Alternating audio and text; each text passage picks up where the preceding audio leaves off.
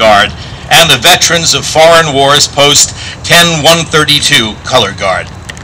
Those of you who can, please stand for the presentation of the colors.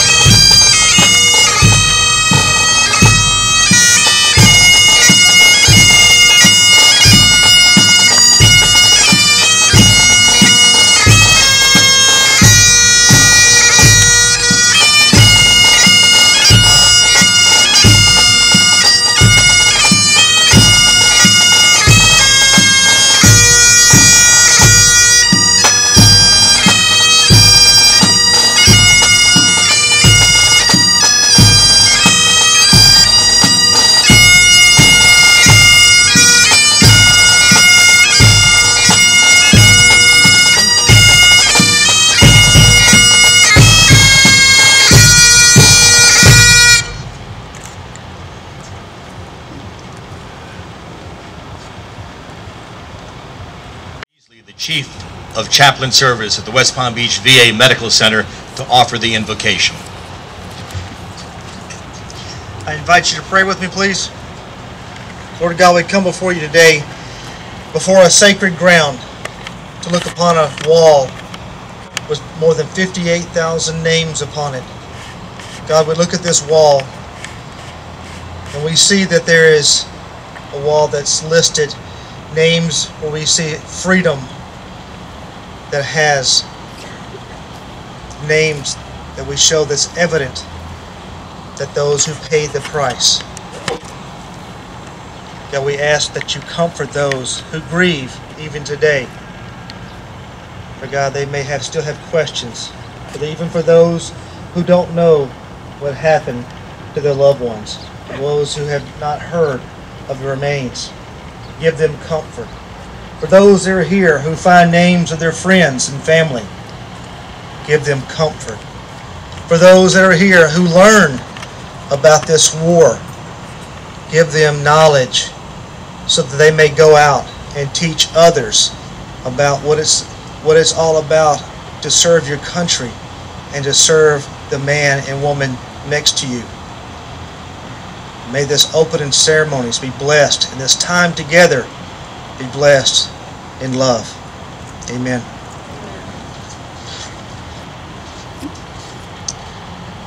Bill Arcuri was flying his 44th mission when his B-52 was shot down on December 20th, 1972 over Yin Ven, North Vietnam. He was captured and sent to the infamous Hanoi Hilton. When he returned home, he was presented with a host of major military awards. Bill will lead us in the Pledge of Allegiance. Out, peace, and up!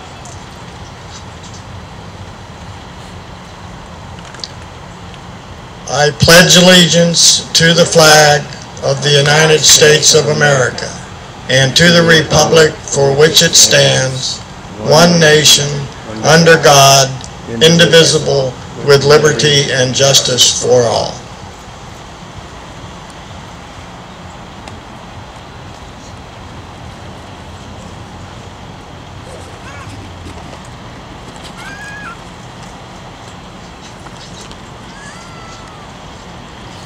I'd like to ask you to remain standing now for our national anthem sung by Benita Marshall, principal of Trinity Christian School. We hail at the twilight's last gleaming, whose broad stripes and bright stars through the perilous fight o'er the ramparts we watched were so gallantly streamed, and the rockets regular, the guns bursting in air, gave proof through the night that our flag was still there. Oh, say does that star-spangled banner yet wave o'er the land of the free,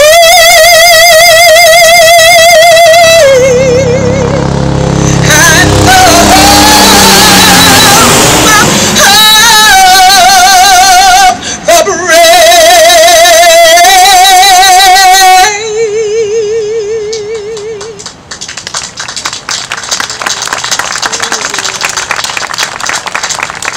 Carry, coast.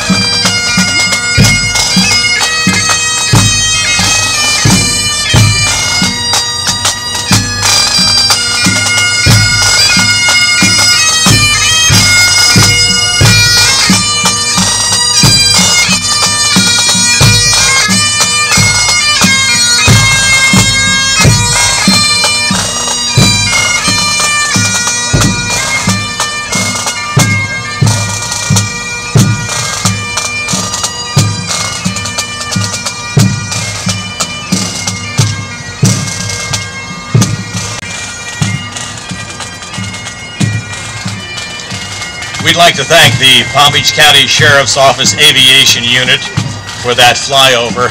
We expect the flyover from the U.S. Coast Guard also, but they may have been called away, so we will continue and see what happens. The town of Jupiter and its mayor have been extremely supportive of this traveling memorial wall. Here now is the mayor of the town of Jupiter, the Honorable Karen Galanco. It's an honor to welcome you all this morning and to welcome the Vietnam Traveling Memorial Wall to Jupiter. I want to give the thanks of the community for those who made this happen, and I hope you have the flyers, and there are a number of folks listed. In particular, I want to thank our Jupiter resident and hero, Tom Corey, for making this happen. If we give him a hand.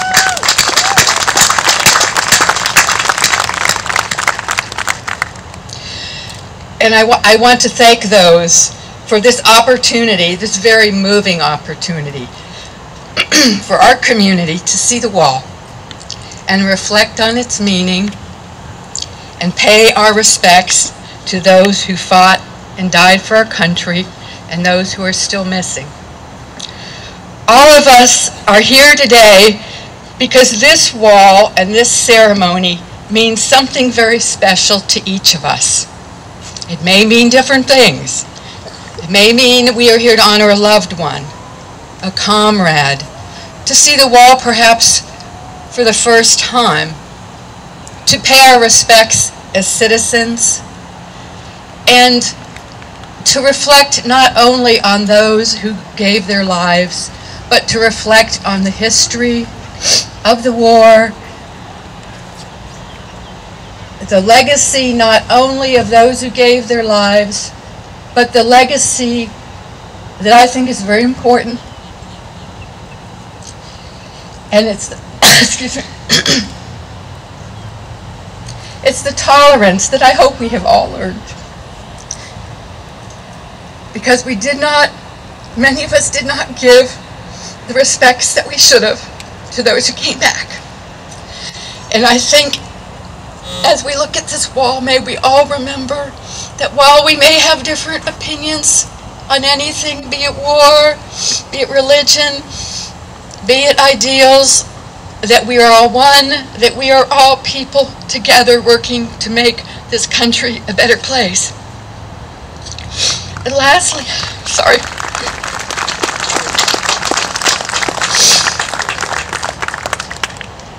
I'd seen the wall in Washington, D.C. before. And I have to say, though, I had no idea the impact it would have again today on me. As you walk and you look at the names, this memorial, like no other, brings home the reality of war. Row after row of names, names we may not know, but names of all ethnicities, common names, unusual names. And we need to reflect on what they gave to this country. And it's my fervent hope that before any Congress or any president makes a decision to send our young people to war, that they walk this wall in Washington and understand what it means to our community and to the families. So thank you for being here, and God bless America, and God bless those who've served.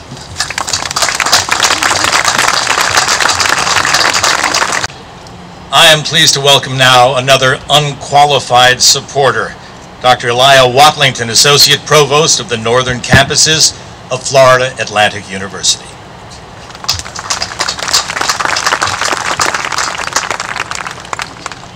It's wonderful to see you here this morning. I would like, on behalf of the Board of Trustees of Florida Atlantic University and President John Kelly, to tell you how honored FAU is to serve as the host site for this Vietnam Traveling Memorial Wall. This is what a university should do. A university is a community member, and we connect with our partners to assist in ensuring that the community and the university have common goals, and to help in any way that we can. Now more than ever, FAU is working to recognize our veterans' contributions, not only to the safety and well-being of our nation and community, but also to enriching and bringing talent to Florida Atlantic University. The Florida Serve Two Scholars program was created to welcome returning veterans to Florida institutions of higher learning. And FAU is proud to be a participant in this initiative and to be named in Military Times Best for Vets Colleges for the third consecutive year. We do have an Office of Military and Veteran Affairs committed to providing our veteran students with the best tools and opportunities to return. Just as every generation of veterans has strengthened our nation through unselfish service, we are confident and convinced this generation of returning veterans will be contributing those same things to our nation. As civilians, they will help energize Florida's workforce and make our community stronger. So once again, thank you for being here today. FAU is proud to stand alongside the VA and the other partners here today as we honor the more than 58,000 Americans lost during the Vietnam War. Thank you. Palm Beach County Commissioner Hal Valerche is also a Vietnam veteran. He is a decorated U.S. Navy pilot who flew 85 combat missions in Vietnam and logged 230 aircraft carrier landings. Ladies and gentlemen, the Honorable Hal Valerche. I just noticed that my speech got all soggy because of the rain, so let me try to extract it, but I think I can remember. I think it's really appropriate that we had this awful weather here, because those of you who served in Vietnam understand, the mixture of heat, rain, trying to eat cold sea rats in a monsoon rain, sleeping on the ground, sleeping wherever you could, and I hope I can get through this. I know Mayor Galanka got very emotional, and I don't get that emotional about things, but I do get emotional about Vietnam. And I came out here earlier and I visited with 3 or 4 of my shipmates who were killed in 1972, and it's really still, even though it's a long time ago, it's very difficult to still accept that. So let me tell you a little bit about, and actually, if it hadn't been for some extraordinarily good luck in 3 or 4 instances, my name could very well be on that wall, and I'm grateful that it isn't, but I'm also sad that lots of my good friends are on there.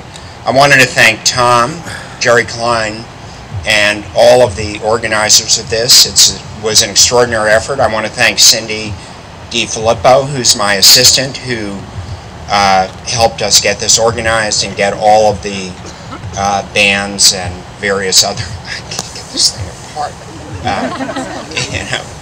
But I hope I can. Anyway, they did a great job.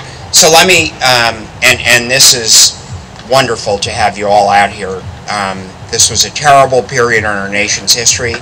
Some of you might be much too young to remember what went on, but let me tell you about how I felt about the wall and how I've subsequently come to feel about it. When the first design was announced in, I think it was 1981 or 82, Tom? By Maya Lin. I read an editorial in the Wall Street Journal that said, gee, it's just a bunch of names. Nobody knows what, it's like a giant traffic accident. Nobody knows what this was for.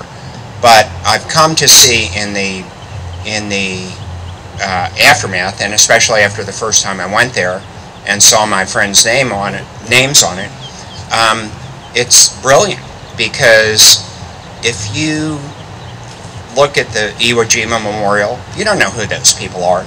But what we see here is every life that was given in Vietnam means something. I mean, these are all people whose lives were cut short, had brothers, sisters, parents, kids, and it makes you think about what the individual, as Mayor Galanka said, what the individual cost of war is. You know, it's not a political thing, and maybe 100 years from now, nobody will remember who these people are. Their relatives and us will all be gone, but still, that doesn't matter, because what we needed in the early 80s was some healing. I mean, this was a huge, divisive thing, and it was politicized, but what this did is individualized everything and made us think, you know, this is not a political issue. Everybody who served endured these horrible conditions, really horrible. Snakes, bugs, leeches, you know, probably the worst that any U.S. troops have ever encountered in any conflict that we've had. Maybe Afghanistan is as bad, but I don't think so. I mean, I think what happened in Vietnam and what we had to put these 19-year-old kids through was unendurable, and we didn't want to win.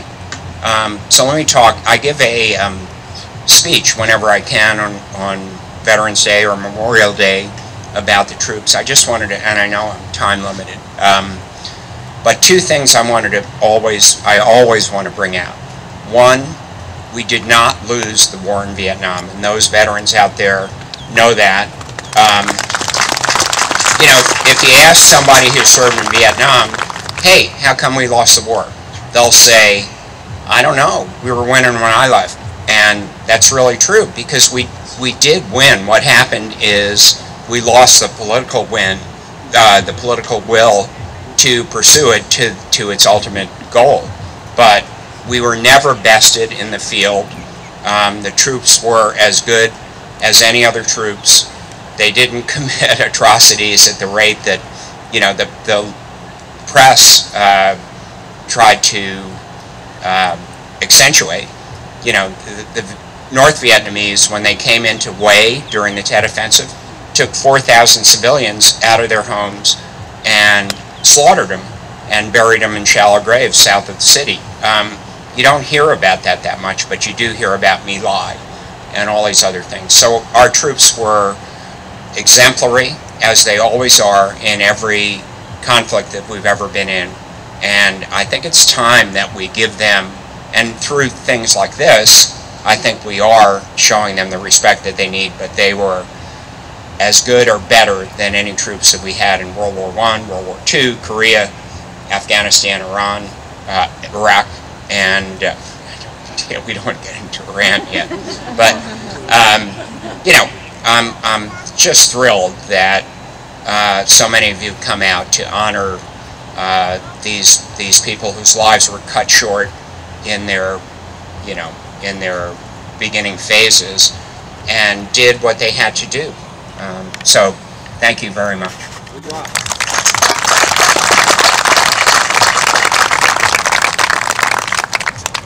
Charlene Szabo is a proud daughter of 2 World War II veterans and the wife of a Vietnam-era veteran.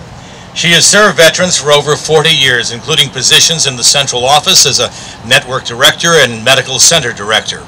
Since 2006, she has served as the director of the West Palm Beach VA Medical Center. Ladies and gentlemen, Charlene Szabo. I'm honored today to participate in a wonderful tribute to those who are not with us. I'd like to recognize our congressional offices. We have Dan Liffman recognizing Congressman Elsie Hastings, Jill Benson representing Congressman Ted Deutsch, Charity Lewis represent Congressman Louis Frankel. I just saw a minute ago Michael Kenny representing, and today with our guest speaker, Honorable Patrick Murphy. Thank you. Thank you for being with us and always participating for all of our veterans and the needs that we can provide back to them for their service. My definite appreciation to Tom Corey behind me. He is our hero today for leading the efforts of the West Palm Beach VA Vietnam War Commemorative Committee, our community leaders, FAU, Abacoa, Town of Jupiter, and I know I have very many veterans organizations, but I'd like to particularly recognize Palm Beach County Veterans Committee, Friends of Veterans, and Vietnam Veterans of America, Chapter 25, and all of our volunteers. I would like to take special attention to the women Army veterans whose names are on the walls. First Lieutenant Sharon Ann Lane, Canton, Ohio. Second Lieutenant Pamela Dorothy Donovan, Alston, Massachusetts. Lieutenant Colonel Annie Ruth Graham, Eflin, North Carolina. Captain Mary Teresa Klinger, Lafayette, Indiana. Lieutenant Second Carol Ann Elizabeth Drosbach, Second Lieutenant Elizabeth Ann Jones. They were together when they were transporting veterans and killed in a helicopter crash. Captain Eleanor Grace Alexander, First Lieutenant Hedwig Diane Orlowski, one from New Jersey and the second from Detroit, Michigan. Their ages ranged from 22 to 52. I have a story that comes from 5 Army nurses who continued their career, 3 of them who worked at the VA Medical Center, West Palm Beach, and the Vet Center in West Virginia, and another individual who carried on her career as a nurse practitioner working in Pennsylvania. They documented a book that I received when I was at VA Lebanon, Another Kind of War Story. They didn't put their names on who wrote what, so I can't give credit. But this was written on November 11th, 1992. The sun shone brightly on the black granite stone. They said over 50,000 people would be here to remember, each one for a different reason. I've come to say I'm sorry I couldn't have done more for all of you. Then there wouldn't be all those names on this wall. As the program started, the rain began to fall. Now there is crying from both sides of the wall. As I start down the wall is oh so small. Panel after panel, as I pass, more and more names are etched in the granite, until the wall hovers over me and makes me feel oh so small. I did my best and gave my all, but I would give anything if I could take any name off this wall. We spoke of our veterans that we have lost, but I would like to say welcome home to all of our veterans. And these are the words of the Army nurses. It has been said that if a nation forgets its veterans, it shall itself be forgotten. We are Vietnam veterans, souvenirs of that war, a part of history that some try to remember, some try to forget. For some it was the best of times, for some the worst. Yet it is healing to know that we were good soldiers, that we can recover, we can move on, that the thread of our tapestries can serve to hold us together. It is healing to know that we can help a nation remember its veterans and itself. Thank you very much. Georgie Carter Krell is a past national president of American Gold Star Mothers. Her only son, Bruce, made the supreme sacrifice for our country in Vietnam in 1969. He was awarded posthumously the Congressional Medal of Honor. She worked at the Miami VA Medical Center, where she has volunteered for 24 years, named for her son. I am honored to introduce Ms. Georgie Carter Krell. To do. But after standing here and listening, or sitting here and listening, I've decided this is the proper one. I stared at the long black wall, made of cold, hard granite. My eyes searched for a name. I know it's carved on this wall. Bitter tears streamed down my face. My heart cried out in pain. A lump swelled in my throat and my fingers traced his name. He is still 19, just like he was back then. In my mind, I see his little silly grins. The picture is so vivid, the night that he died. Part of me will always be right by my Brucey's side. He didn't go to glory. Hollywood didn't tell his story. Just a kid who went to Vietnam and died. Just the price that Brucey paid. The reason part of me stayed there in Quang Tri province in the mud was right by my Brucey's side. Were we right? Were we wrong? Did we write it off as fate? Do we just forget the Tet of '68? Do we owe a debt to the thousands that died or the millions who have still been over there? They didn't go for glory. Hollywood didn't tell their stories. Just some kids who went to Vietnam and died. Just some kids who gave their all. Just some name that's on this wall. But part of me will always be by my Brucey's side. I love you all. Her son received the Medal of Honor, which is, the highest honor that we can give to people. And one thing I neglected to mention is the Medal of Honor citations in Vietnam are the same as those from World War II Korea.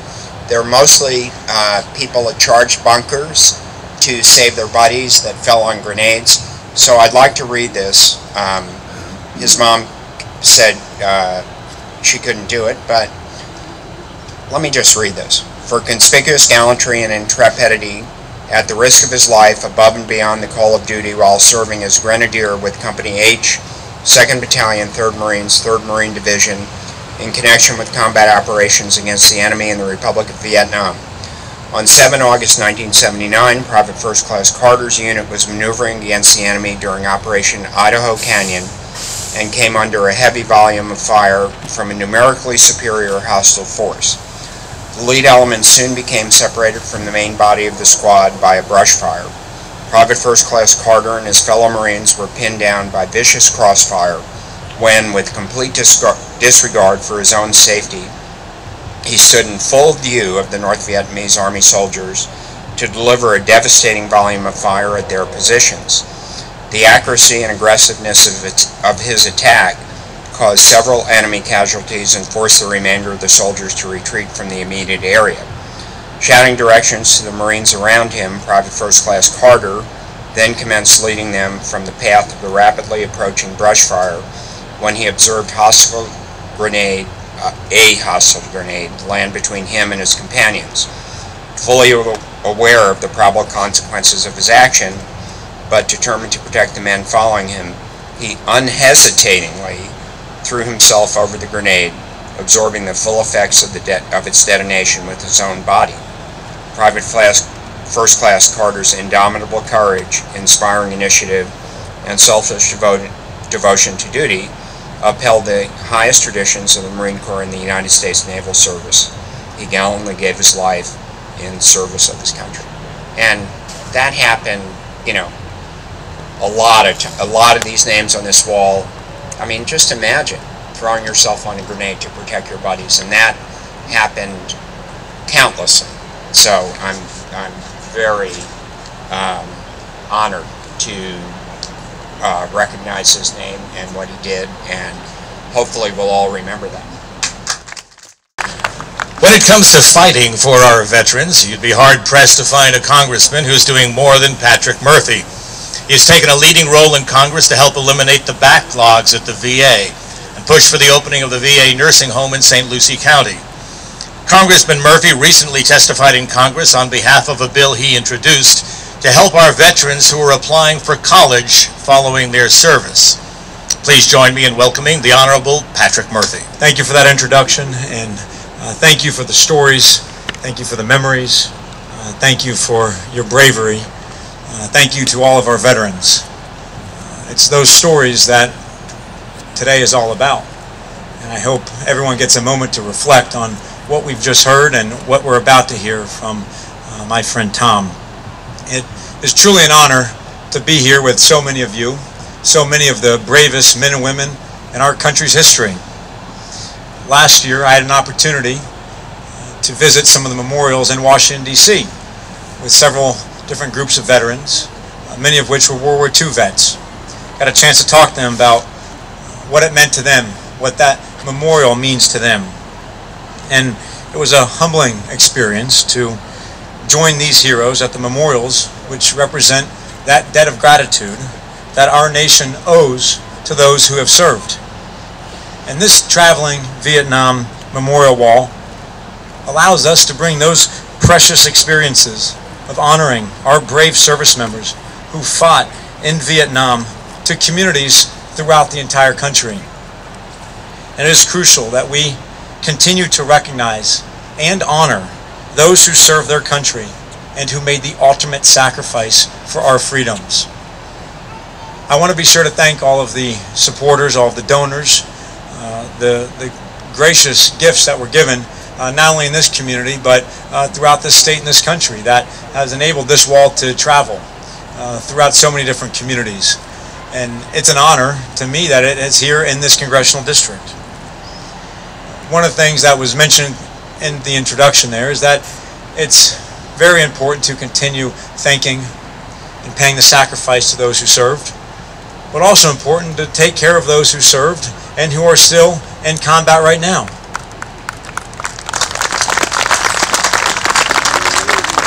When I was first elected, one of the first things I did is lead a coalition, a bipartisan coalition. Got over 160 members of Congress, and we sent a letter to the President and to the Secretary of the VA urging that their #1 priority must be reducing the disgraceful backlog at the VA. You see, we're lucky here in this area. We have Ms. Zabo and an unbelievable group of folks that work their tails off to ensure that our vets in this community have the best service.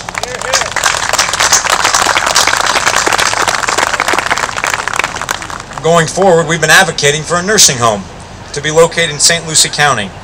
And this facility will assist our veterans in our district and all the surrounding areas, and will provide excellent facilities and service to not only the veterans, but to their families as well.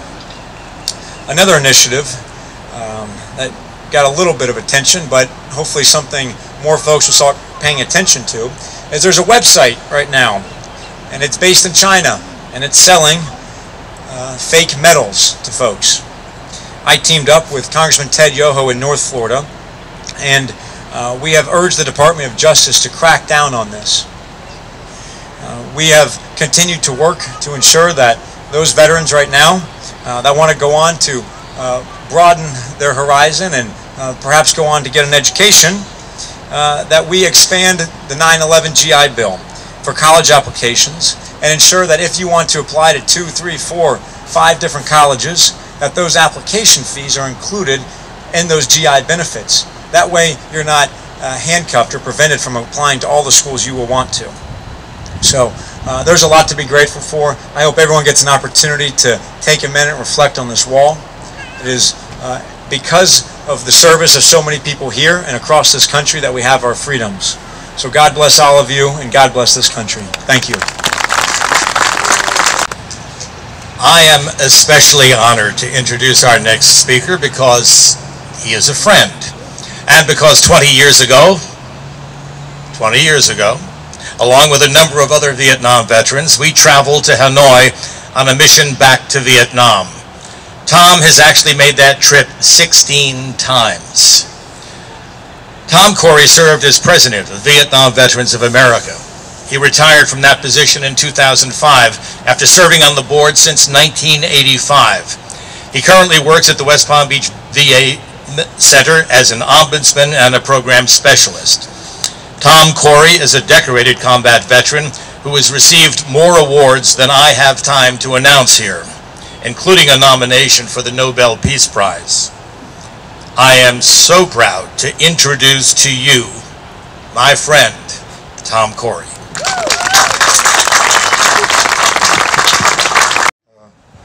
Sun shining. Sorry that all of you that standing out there that you don't have a little bit of shade, but if you could bear with me for a few minutes while I come to my remarks. Let me get this mic right. And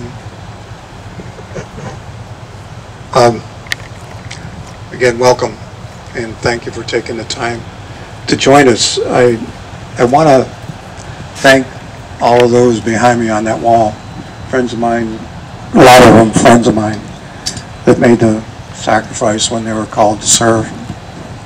I I got to remember I can't turn my head and work this thing. I want to recognize the families here today. I want to recognize the families that are here today that lost loved ones, that made that tremendous sacrifice and an unforgettable emotional experience. The Gold Star moms, you know, we have a wife also of her husband's on the wall that joined us today, and all the moms too of OEF, OIF veterans that are with us. Thank you. We love you guys.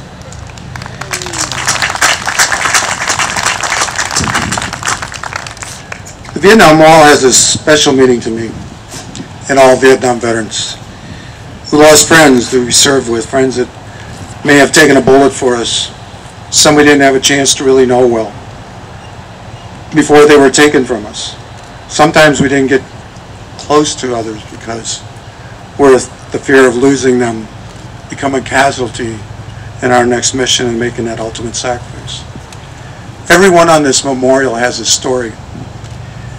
And every name on that wall, the over 58,000 men and 8 women, and those still listed as missing, were mostly 18 to 20 years old.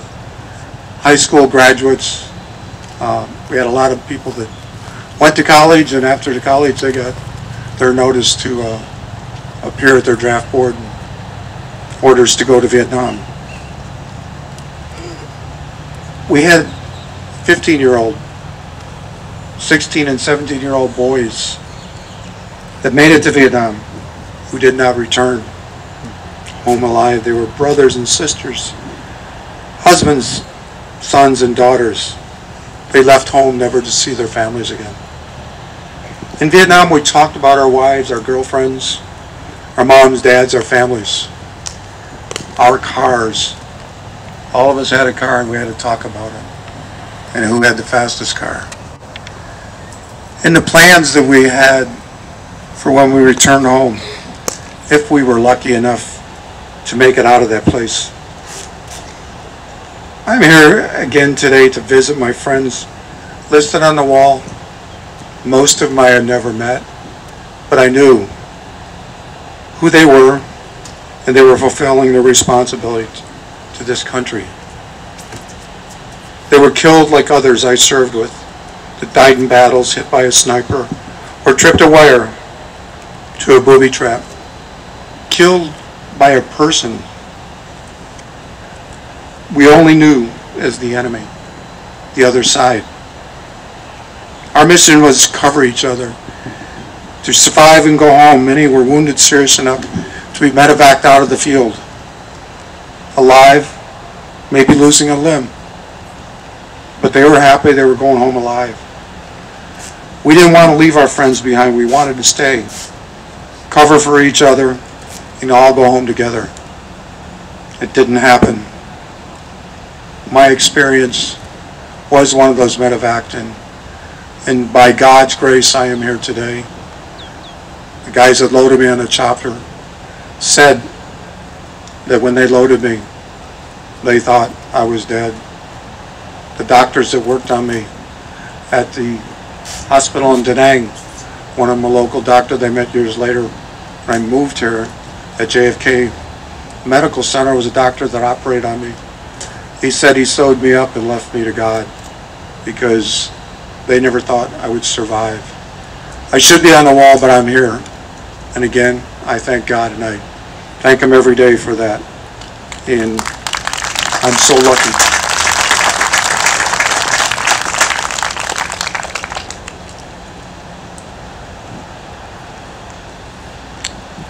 This memorial, I gotta say, when that chopper flew over, we had pulled something inside of me, and I just got all emotional. That noise and seeing that helicopter and knowing how many times we called in helicopters to take out our wounded.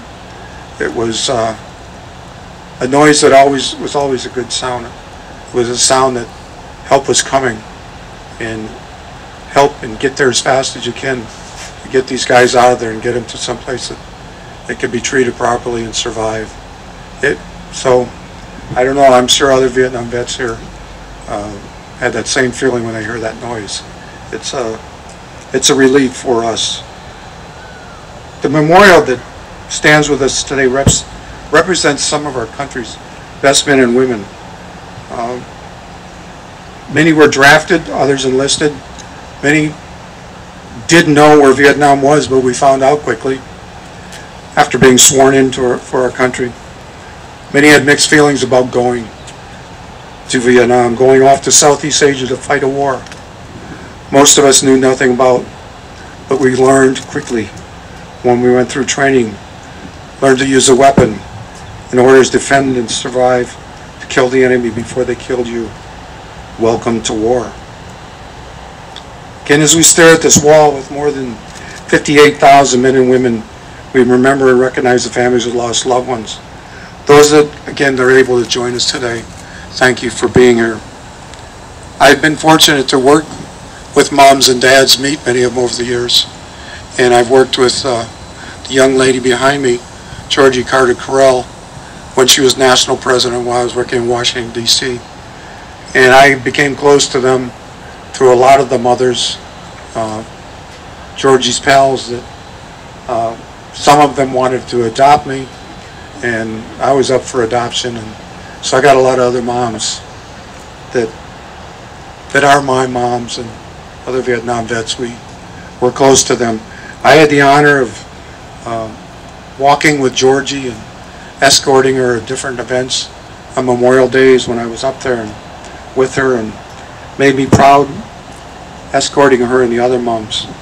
And again, thank you, Georgie, and again the moms from the OAF. And it hasn't been said yet, but when I talk to you, and Joanne especially, our national president of our Gold Star Moms of Florida and Puerto Rico, that we worked our butts off trying to get this other memorial here. We got another one that we feel is more representative of those that have been lost to Iraq and Afghanistan. And if you get an opportunity to see it, it's 1 block over, Town Center Drive, and it's Remember Our Fallen. And it's got a picture, a date, and everything of those that we lost to our current wars. And I'm just happy. Go by and see it. It'll really pull on you and understand why war is not really friendly for us.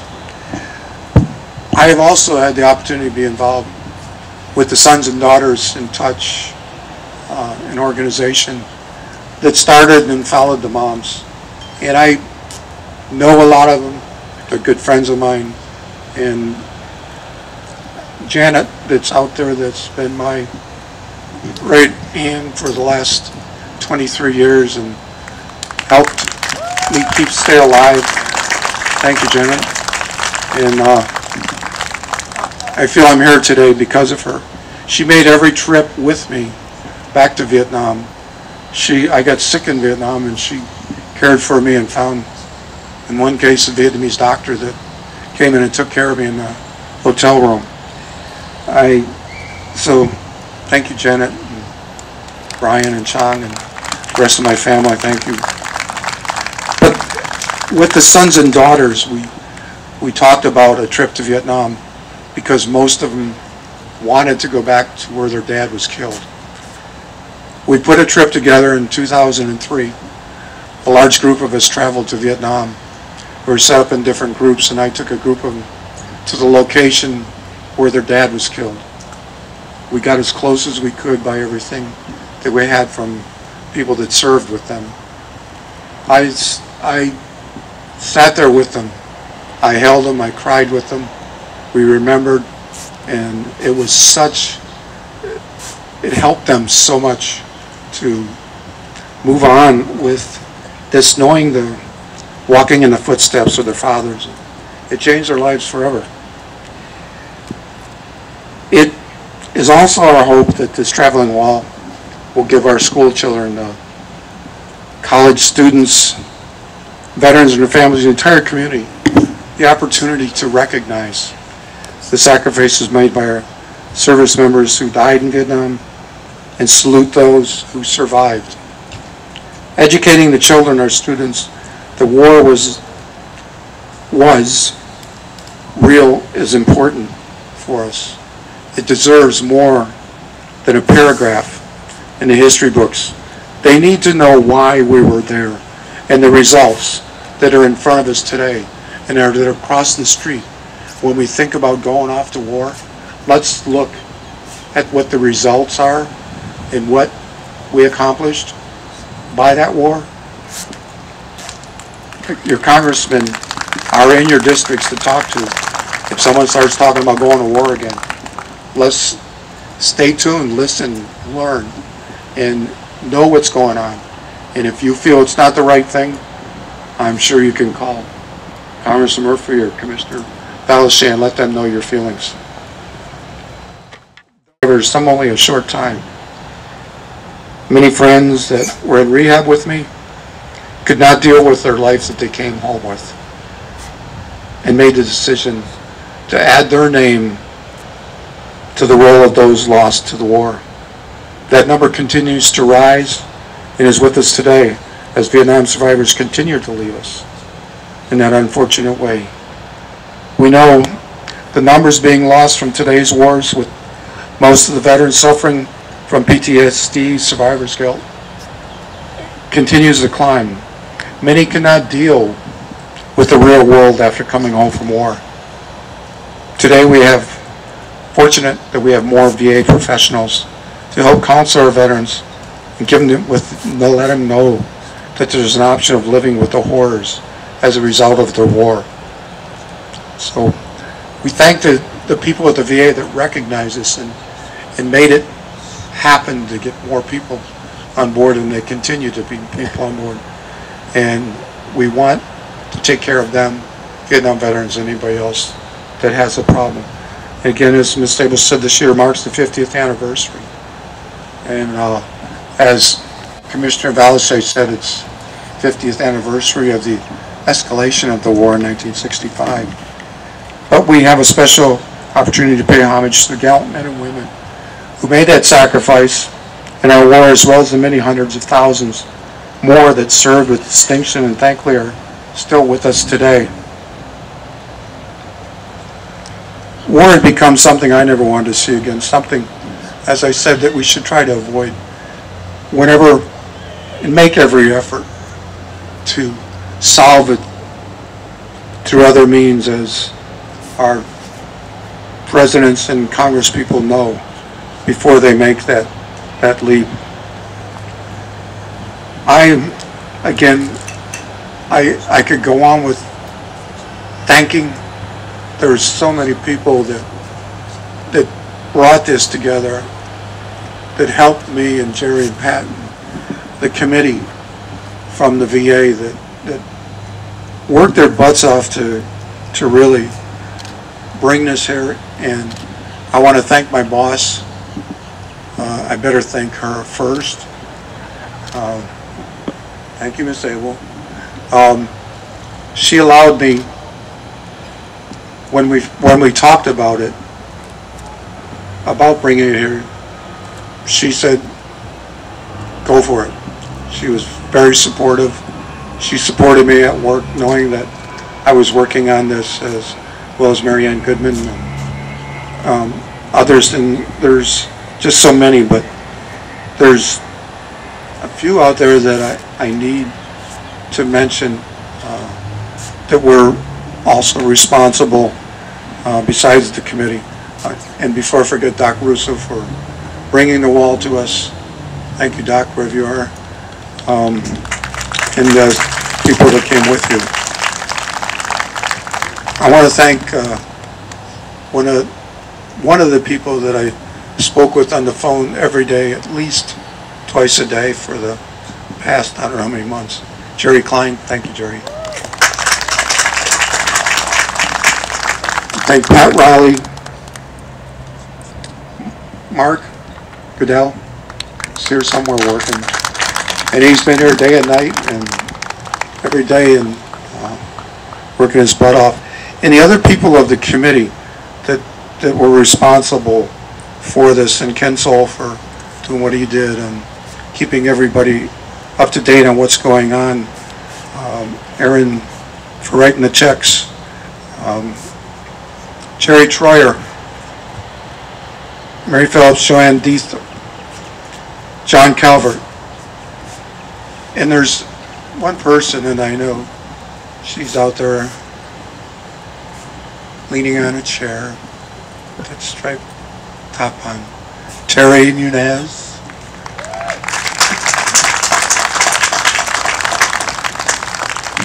I said I was on the phone with Jerry at least twice a day. Well, I was on the phone with Terry 3 to 4 times a day. And I thank Abacoa for allowing her, the Abacoa POA for allowing her to devote almost all of her attention to making this happen.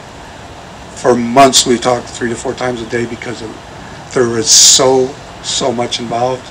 I'm going to help the next person that has an idea of bringing it here, but it was a task. Thank you, Terry. Thank you, Nikki Fuller, FAU. Nong, where's Nong? He's behind me. Nong's somewhere here. Thank you. The FAU and Jupiter Police and the many volunteers that made this happen. Thank you. We couldn't have done it without you.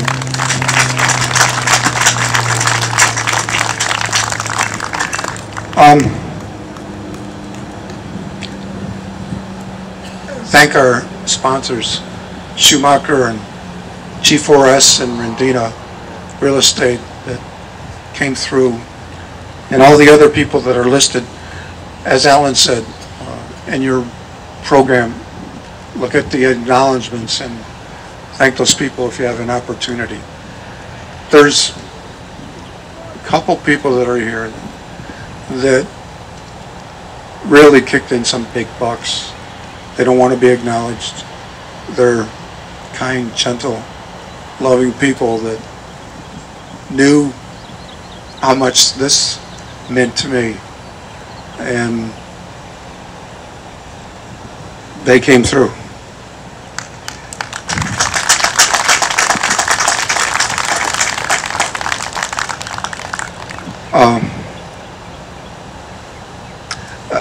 Again, I want to thank everybody sitting up here that came out and had an opportunity to give their feelings about what this wall means to all of us. It's a powerful, powerful thing. Wayne Ryer is a friend of mine that got killed, and I picked up his remains and took him out of that battle and placed him somewhere until the battle was over, when I could deal with him. 32 East, Line 1, last name, Wayne Ryer. And underneath his name are others that were killed in that battle, December 15th, 1967, that went on for 3 days. I survived that. I survived other battles. And again, I'm here today because of a lot of these guys behind me. And other vets know that because they, like Georgie's son, dove on a grenade or took a bullet that might have been meant for me or one of my friends. So I owe them, this country owes them, this honor and respect that those of you that showed up today, stood through that rain, stayed with us. Thank you, and God bless you.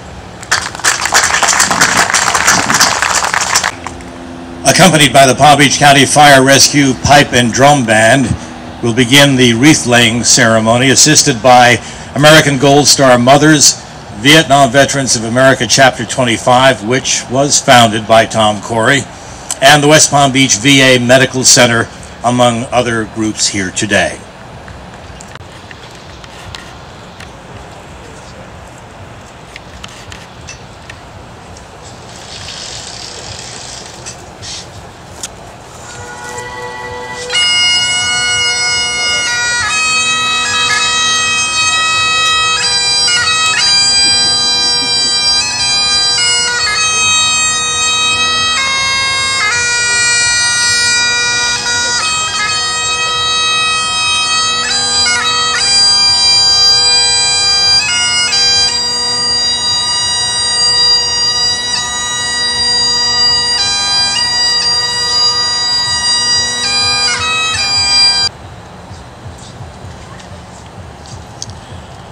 Ladies and gentlemen, thank you so much for joining us here this morning.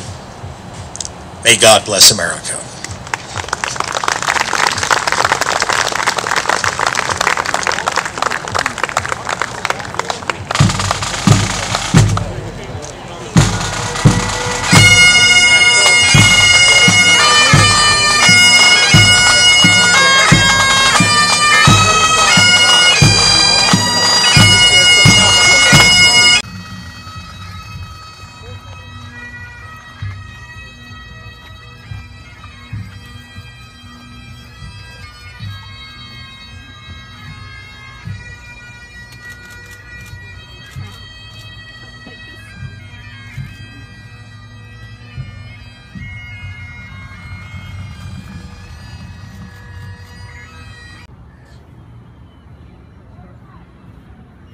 There you go.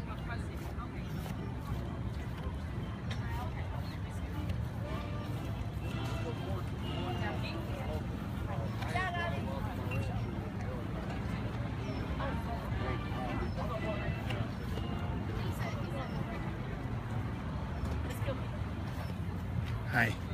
Jackson for his graduation, and they were standing there. I said, "Trooper, your button's unbuttoned." And he said, "It has to be." I said, "Why?" He said, "We said he pulled out this little red card," and he says, "I showed that to the drill sergeant, and he can't say anything to me for 30 minutes." How stupid is that? I couldn't believe it. That's you. Yeah, it's a different army. Yeah. Thanks. Jump right in there and go wave. Yeah, right. That's okay. You can cut me out later. Okay.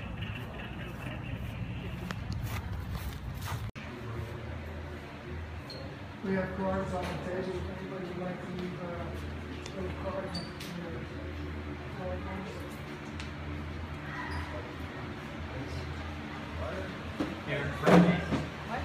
This is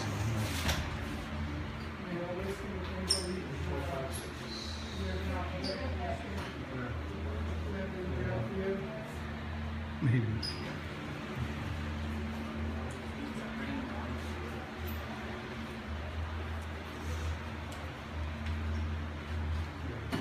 Excuse me, sir. Sorry.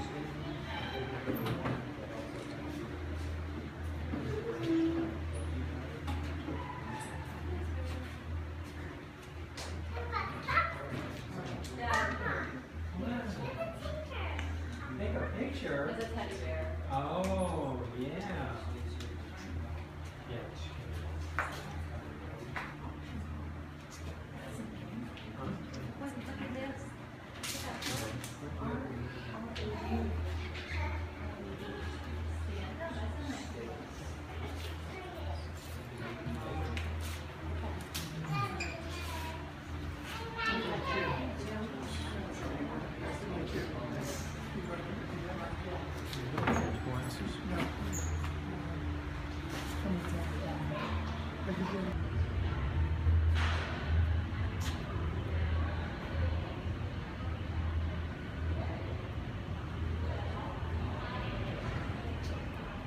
Now, what did you say?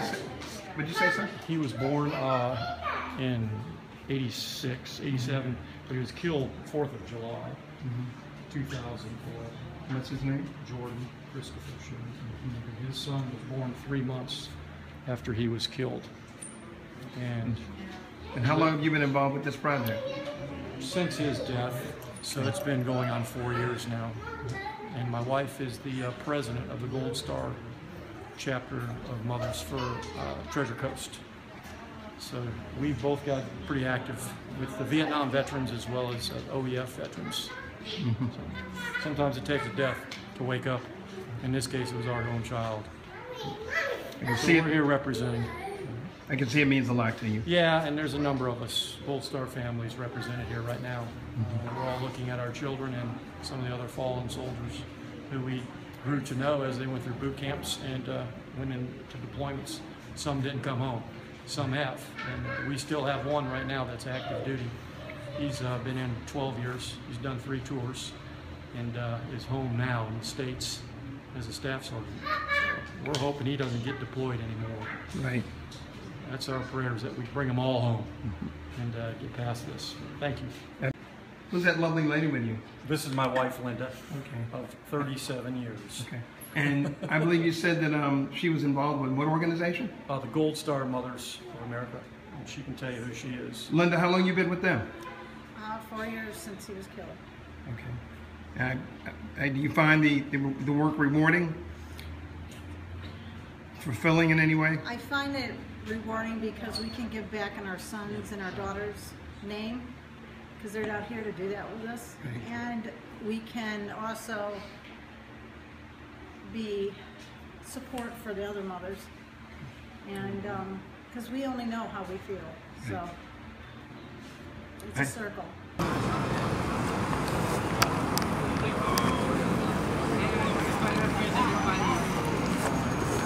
We couldn't do both because Son-a-thon this year.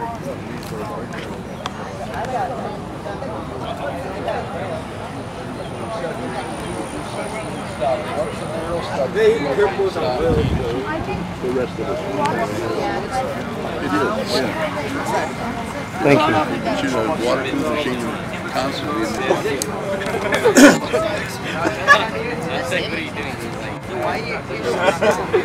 And he's so tall, and he's so tall you can tell.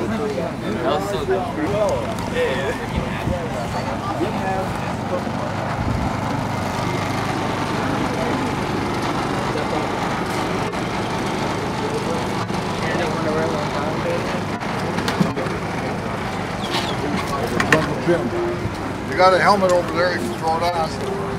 Where's Ken?